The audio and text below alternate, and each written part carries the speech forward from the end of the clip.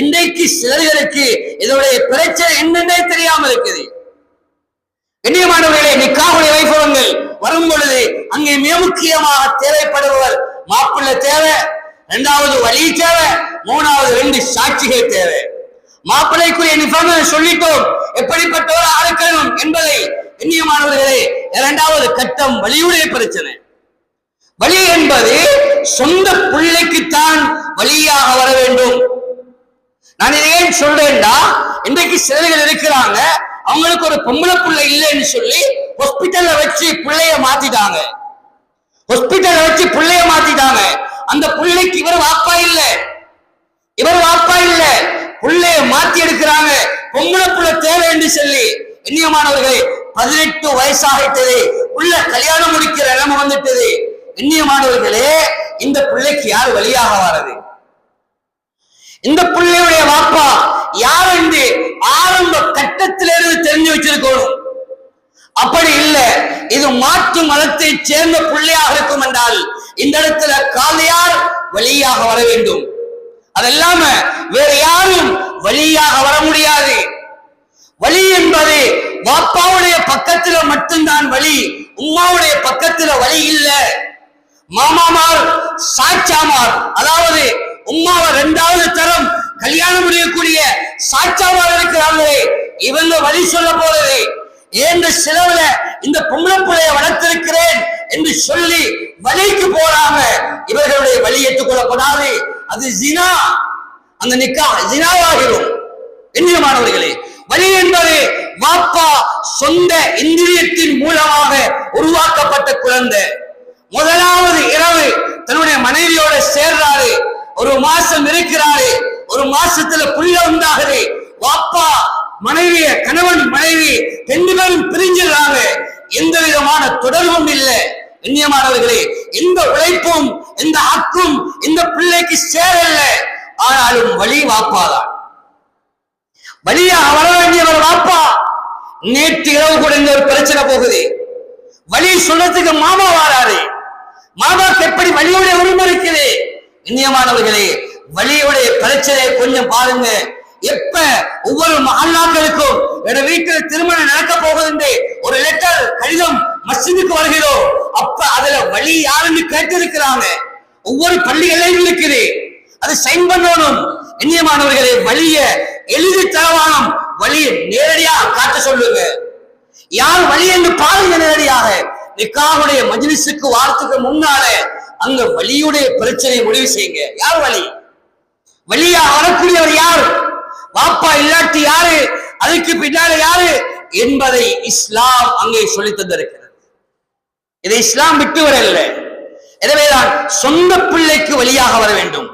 உண்மையிலேயே ஒருவர் ஒரு பிள்ளை எடுத்து வளர்த்திருக்கிறார், அவருடைய மனைவி அந்த பிள்ளைக்கு பால் கொடுத்திருக்கிறா, பால் ஊட்டிருக்கிறா என்று வரும் பொழுது இவருக்கு அந்த பிள்ளையை பார்க்கலாமே தவிர இவருக்கு வழியாக வர முடியாது.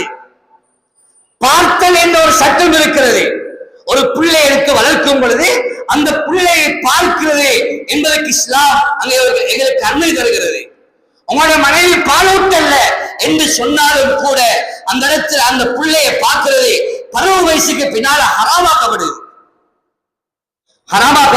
கண்ணியமானவர்களே, இதைத்தான் பிள்ளை வளர்ப்பதற்கென்று ஒரு தனி பாடம் இருக்கிறது. அதை கட்டாயம் உலமாக்களை அணுகி படித்துக் கொள்ளுங்கள்.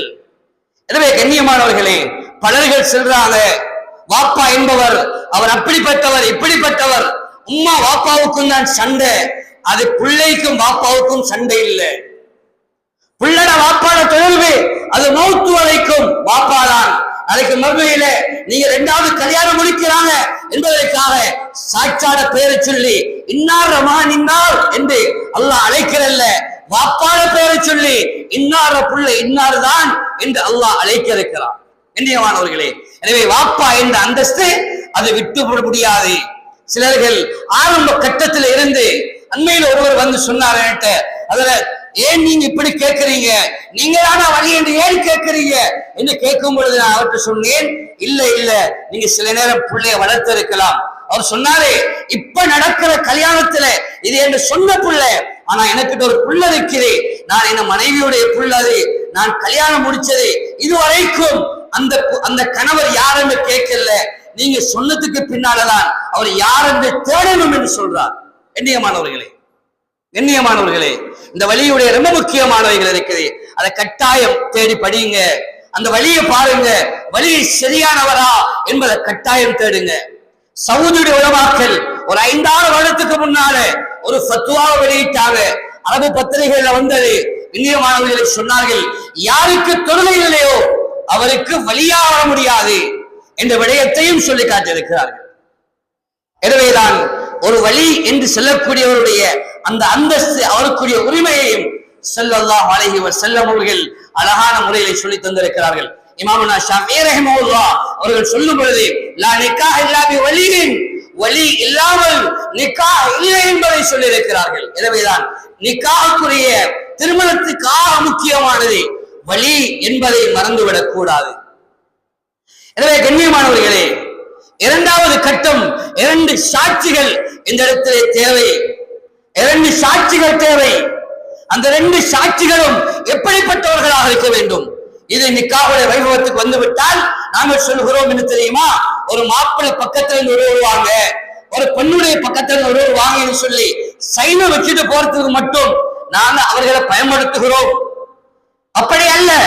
சாட்சி என்பது ஸல்லல்லாஹு அலைஹி வஸல்லம் சொன்னாங்க, வஷாஹிதைஹிமா அதிலின், அந்த 2 சாட்சிகளும் நீளம் உள்ளவர்களாக இருக்க வேண்டும். அவர்கள் பெரும் பாவம் செய்யாதவர்களாக இருக்க வேண்டும். சிறிய பாவத்தை தொடர்ச்சியாக செய்யாத ஒரு மனிதராக இருக்க வேண்டும். சாட்சிகள் நிக்காஹுடைய வைபவத்துக்கு வருவதற்கு முன்னால நியமிக்கப்பட வேண்டும்.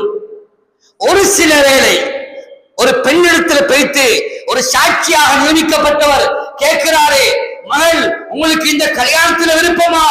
அவர் சொல்றா, எனக்கு இந்த கல்யாணத்துல விருப்பம் இல்லை, என் அம்மா பாப்பாவும் வற்புறுத்தி என்ன கல்யாணம் முடிக்க வைக்கிறாங்க என்று சொன்னால் இவருக்கு ஃபர்லாக்கப்படும்.